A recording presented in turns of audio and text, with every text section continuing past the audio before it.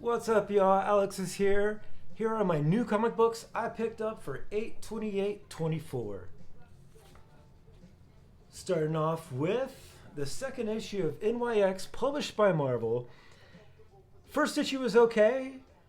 It mainly just kind of focused on Miss Marvel, and it was just okay. But I wanted to see where this goes, so I picked up the second issue. And this is focusing on Wolverine, aka Lorikini, aka X-23. The writers on this series is Jackson Lanzig and Colin Kelly. The artist is Francesco Mortorino. This follows the team of Miss Marvel, Wolverine, Prodigy, Andal, and Sophie Cuckoo. And boom, it starts off with a blast. Check out this badass picture of Wolverine stabbing some guy. So she is in New York City right now, and she is trying to figure out where all these mutants are going. She thinks that they're getting kidnapped. And here we go in the first little bit. She's trying to save these mutants, and they're like, hey, no, we're actually going on our own. And so Laura decides to infiltrate the headquarters of where all these mutants are being harbored.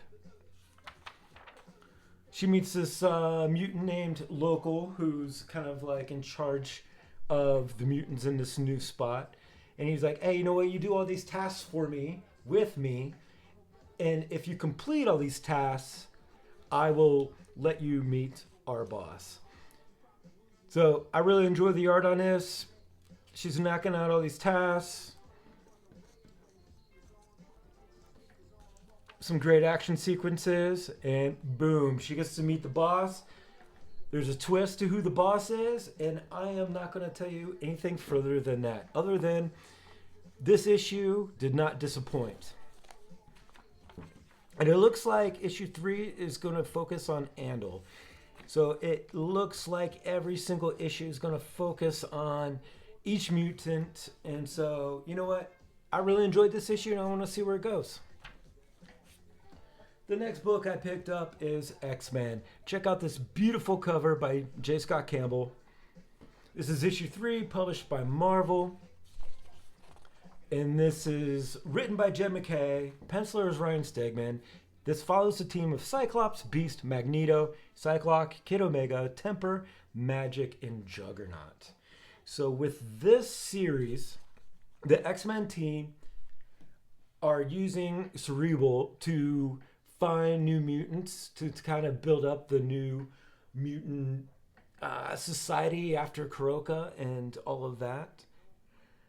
And so what's happening is they're finding new mutants that are not born with the mutant virus, but they get the mutant virus much later. So that's a pretty interesting little twist to it. So here is Cyclops meeting Agent Lundquist. And apparently there's a storyline that they've had in the past that I did not follow. And to the point where Scott Summers was on trial. You know, Scott Summers versus United States of America. And apparently this guy works for the government. And he also has a new team of X-Force at his disposal. This guy is trying to stop Scott Summers and the X-Men team. And they infiltrate the X-Men's base, and I really love the artwork on this. Some great action scenes. Look at that. It is badass. I really enjoy this series, and I look forward to the next issue. The next comic book I picked up is Sacrificers, issue number 11, published by Image, written by Rick Remender, and also Max Fumera, and it's drawn by Andre Lima Arhu. I just fucking slaughtered that. Sorry, bro. But his artwork perfectly matches the storyline. I don't read much fantasy stuff, but it is absolutely beautiful, and they just go together, one in themselves. The storyline behind Sacrificers is that there's all these gods and they make the villagers give up whenever they're born to get sacrificed for them to maintain their power, to maintain their good looks, and all of these things. And during the last sacrificing, one of the kids that were supposed to get sacrificed, a blue-haired pigeon, figures out what the fuck's going on, and he takes the juice for himself, and he becomes powerful, and he decides that he's going to bring down the gods. On the twist of that, one of the princesses of the gods gets her lifeblood sucked out, and now she's infected. And through this storyline, the princess comes across the original blue feathered pigeon's family, and this issue kind of gives you an adventure of what happens from there. I really love this. The artwork's beautiful, and the story writing is amazing. The next issue I picked up is the new issue of Grommets, issue number 4, published by Image Comic Books. And this is written by Rick Remender and also Brian Posehn, who is a stand-up comedian / actor.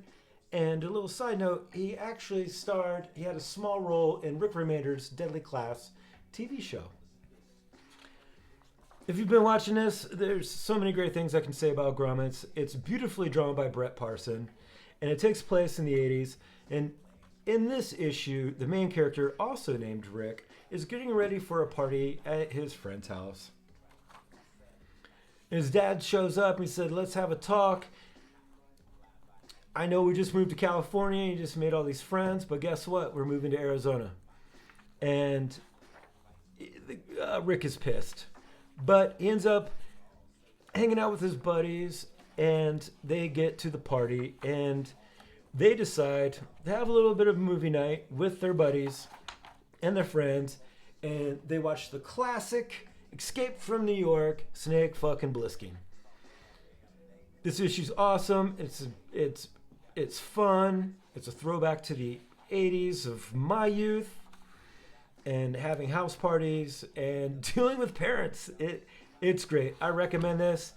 I picked up cover A, and I picked up this beautiful cover, the 1 in 10 cover. I know it's a slightly light pull this week, but you know what? I've enjoyed all these comic books, and I recommend them. And until next week, thanks for watching.